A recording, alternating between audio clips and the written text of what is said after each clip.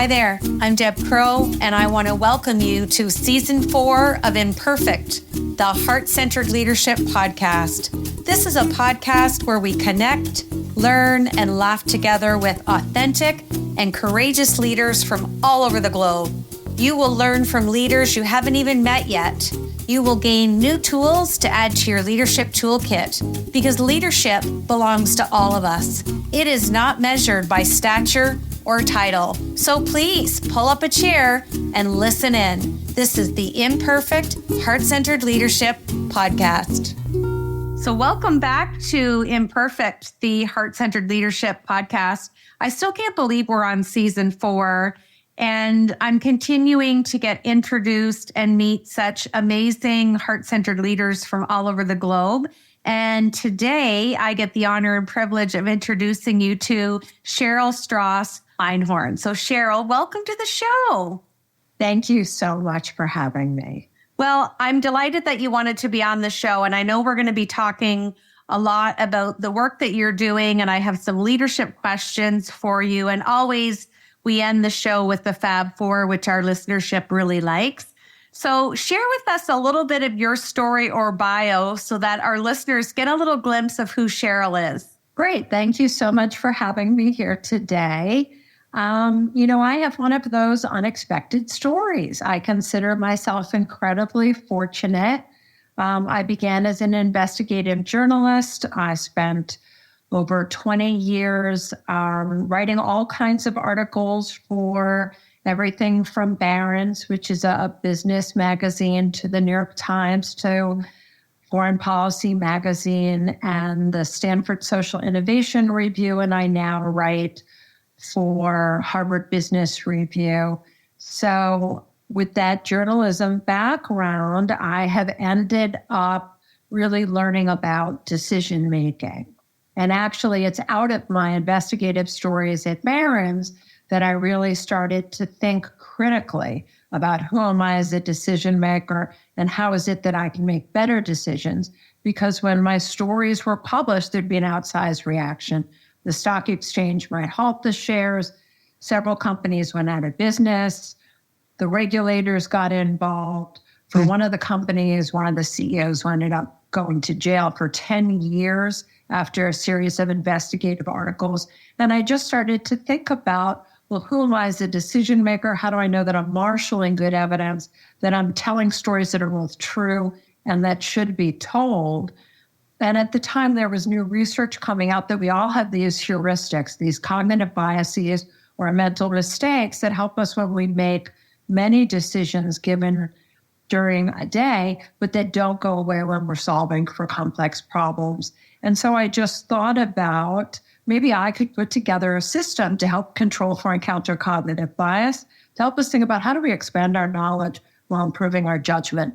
And that became my AREA method, which is an acronym for the steps of my decision-making system. Mm-hmm. And from there, I've written 3 books about decision-making: Problem Solved, which is about personal and professional decisions; Investing in Financial Research, which is about financial and investment decisions; and my new book that we're going to focus on today, which just came out, which is called Problem Solver, and it's about the psychology of decision-making and problem-solving profiles.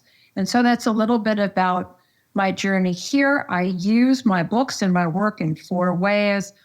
I create curriculum that I teach in mostly universities, both at Columbia Business School for a long time, and now more recently at Cornell University and its technology campus here in New York.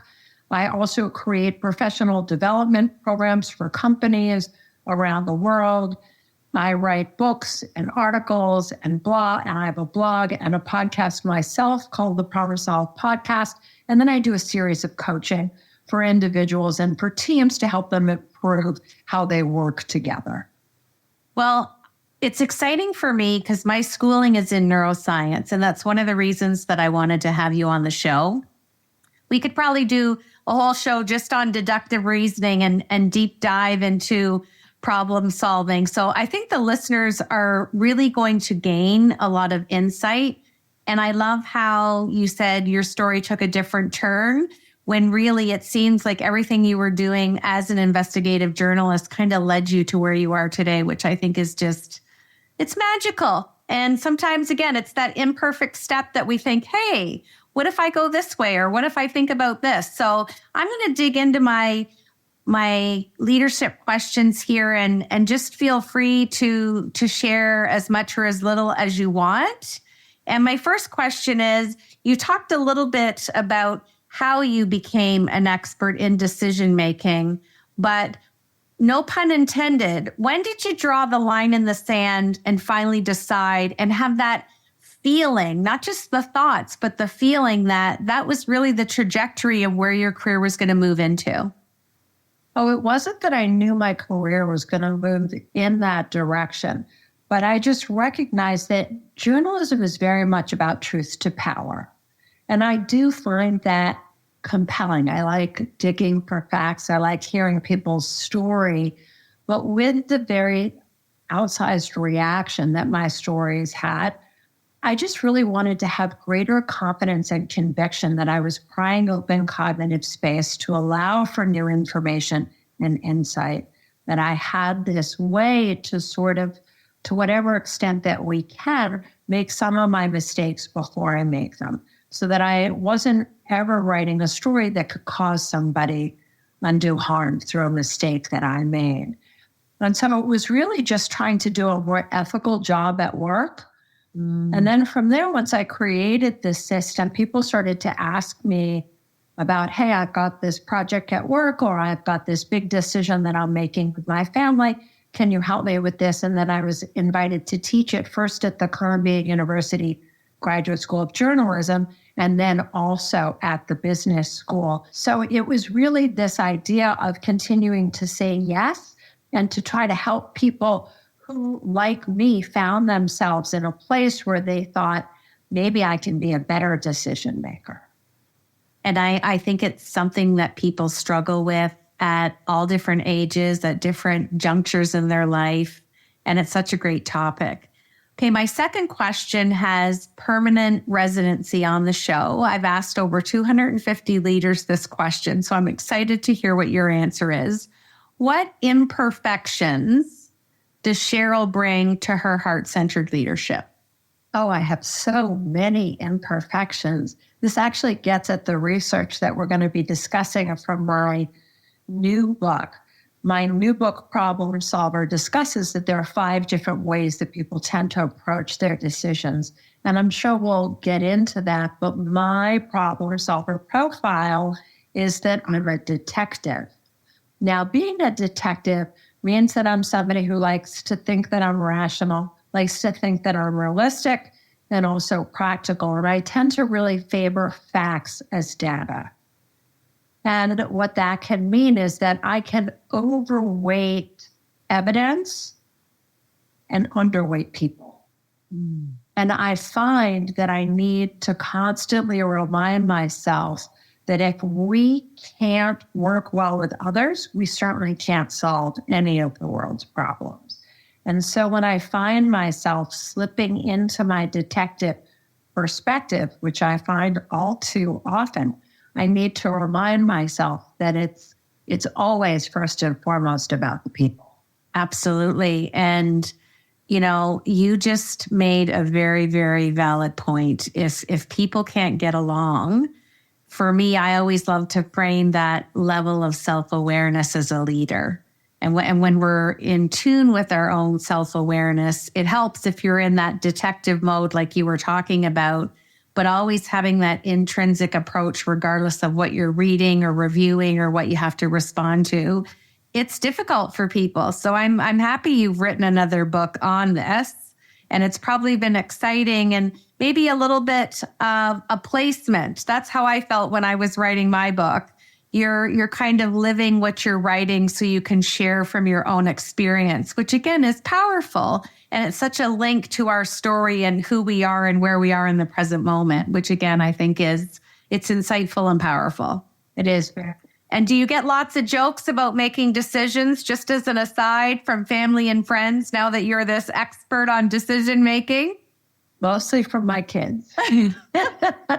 There is nothing more humbling than being a parent, I think. Yes, indeed. Mom, make a decision. I can see it now. Okay, my third question is, why do we need to investigate or audit our own decision making? Why is that so powerful, Cheryl? Well, when you think about it, it's really the only thing you're ever going to have control over in your entire life is your decisions. Mm-hmm. So if you recognize that, then it makes a lot of sense to invest in your decision making, because you'll have an easier time not only reaching your goals, but also your dreams. And you'll also have greater resiliency to be able to take on greater challenges. It is one of these things that has such tremendous leverage in it. So if you think about it, there's two kinds of learning, right? There's knowledge and skill. And I tend to think of decision-making as a skill, which means I can teach it to you, and then those skills can be yours. And I think that's a beautiful thing. And to see somebody recognize that they can earn those skills is such a wonderful thing to see. It's a light bulb moment, isn't it? Yes. When we can control how we think about something, how we make that decision, it's powerful because we're controlling the response. Well, it's actually not about control. It's actually about letting go, because you're never going to know the future. Mm-hmm. And so you're not trying to control or decrease uncertainty. Well, what you can do is you can solve for ambiguity. I love that. And that means you can turn to your values. And when you made that decision in alignment with your value structure, and again, the problem solver profiles that we're going to get to are about what different people value in their decisions. When you make a decision that's aligned with your values, that often feels like a very satisfying decision. Absolutely. And probably doesn't leave room for people to second guess why they made that decision, which is also powerful. I think, it may not lead them to necessarily why, in terms of what they question. It's going to let them have a better sense of the bigger why of why is it that we are trying to navigate for this particular purpose. Absolutely. It's the compass pointing to the North Star. I love that. Okay, my last leadership question is I want to talk about your book and I want to talk about the profile. So can you give us a little overview? And just for our listeners, we will put the link in the profile description below for the podcast so that people can go and buy your book. But give them a little insight to what they can expect and maybe a little overview of the profiles just to pique some curiosity. So the new book is called Problem Solver, Maximizing Your Strengths to Make Better Decisions. And it is the new research that I'm introducing into the fact that there are sort of 5 dominant ways that people tend to approach their decisions. It provides you with a quiz that you can take to help you self-identify which one of the 5 profiles you are. And each of the profiles has some beautiful strengths in the way that they make decisions. And on the flip side, each of them has some blind spots, some key cognitive biases that tend to impede clear thinking. Since we think in a language, I gave each of them a fun name to help you remember them and to be able to also investigate them better. So they are the adventurer, the detective, the listener, the thinker, and the visionary. The adventurer is somebody who favors forward momentum. The future is endlessly more interesting than the present. And there's an underlying optimism bias to this. If they make a decision and it goes awry, well, guess what? They always have the next decision ahead to make. The detective is a more rational problem solver. As we discussed, this is somebody who favors facts and evidence. And this is somebody, therefore, who can fall prey to a confirmation bias and to look for data that confirms a favored hypothesis as opposed to looking for disconfirming evidence. The listener is a cooperative, collaborative decision maker. She views opinions from other people as data, and she is somebody who can fall prey to either a liking bias or a social proof. Liking bias is when we tend to overweight the opinions or thoughts of people who we find favor with. And social proof is when we are trying to sort of fit in with the group. The thinker is our slowest decision maker. This is somebody who is thoughtful and relatively cautious in their decisions. For them, they tend to stay in the problem solving as opposed to the decision making.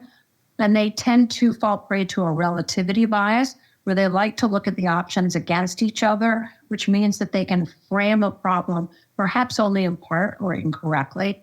And then the fifth problem solver profile is the visionary. This is a big thinker, somebody who favors things that are original and creative. And therefore, they can fall prey to a scarcity bias or a saliency bias, where they tend to overweight maybe one particular piece of data that they tend to favor and extrapolate onto it a greater sense of meaning, or for scarcity bias, where they tend to overweight those things that are original as opposed to those more workaday or everyday things. Each of the profiles you can see are optimizing for different things. They tend to find different kinds of value in their decision making, and none of them are proscriptive. So learning your problem solver profile isn't going to tell you what you're going to do. It's going to show you your natural habits and patterns of behavior that are comfortable for you. So you can think of this like handedness. Most of us either favor our left or our right hand, and everything that we do is most comfortable with that dominant hand. Mm-hmm. But we can still learn to be ambidextrous. With effort, you can learn and build your self-awareness about your strengths and your blind spots as a problem solver profile. And you can become more dynamic as a decision maker so that you can work better with your own decisions and also in concert with the other stakeholders involved in your decisions. Well, I can see, just as you explain this, the excitement on your face and how you're expressing the 5 different profiles. And it must have been a fun and in-depth experience for you to do it. So I look forward to sharing your book with our listeners. I think it's very much needed in this new world that we're continuing to navigate. One of the things that I love about this podcast is I've met some incredible guests, and I'm already thinking about a guest that I had on from Australia, Dr. Juliet Bork. So I'm going to have to connect you to. She does quite a bit of work and research on inclusive leadership and talks a lot about cognitive bias. So I definitely want to put you two together. And I think she would be thrilled to learn of your book. And she's just finished her PhD. So as you're talking, it's like, oh, I feel like I'm talking to Juliet, who's doing different work in a different area of the world. So that's the fun part of podcasts, though, right? Right. All right. I'm gonna switch gears, and I'm gonna ask you my Fab Four. And I'm kind of laughing looking at the first question. I always ask our listeners to have some fun when they hear the response to this from my guests. If I asked you to describe your leadership language, what's a word or phrase that would come top of mind to you that you use a lot? I think a lot about perspective taking. And that's something that's in your leadership language that you love to talk about. Yeah, I really do. I think that, we tend to think, for instance, that the way that we make decisions is the right way, and that everybody else, we can't understand why they make decisions differently. And now we have the opportunity to understand that. And I think what that allows is to no longer denigrate that somebody is hasty or somebody is slow, but instead to see that somebody is an adventurer who's interested in making sure that there's forward momentum, or somebody is a thinker and they want to make sure that they understand the why. And so keeping perspective taking uppermost in my mind is to continue to learn from my area method, which is a perspective taking decision-making system, and to remember that all of these different approaches to decision-making have wonderful value and provide different ways to look at and understand the problems that we're solving. Absolutely. And to sit in that observer's chair and look at which profile, and everybody brings something different depending on their profile. I love that. Is there a quote that you've read at any juncture in your life that has really stuck with you in your mind and in your heart? And what would it be? And tell us how it affected you. So it's, if you think you can or if you think you can't, you're absolutely right. I think it's attributed to Henry Ford. My dad shared that with me when I was young. A couple of years ago, I was at a party with a mentalist. I was in a group of a bunch of people surrounding this mentalist. And he said, write down something or a piece of paper. People wrote all sorts of things. And I don't know why, but this quote was the first thing that came to mind. And I wrote it down and I put it in my pocket. And he looked at me and he said, oh, you have a saying that sort of governs your life. And he said it to me perfectly. And I thought that that was interesting. I had never thought about it as something that governs my life.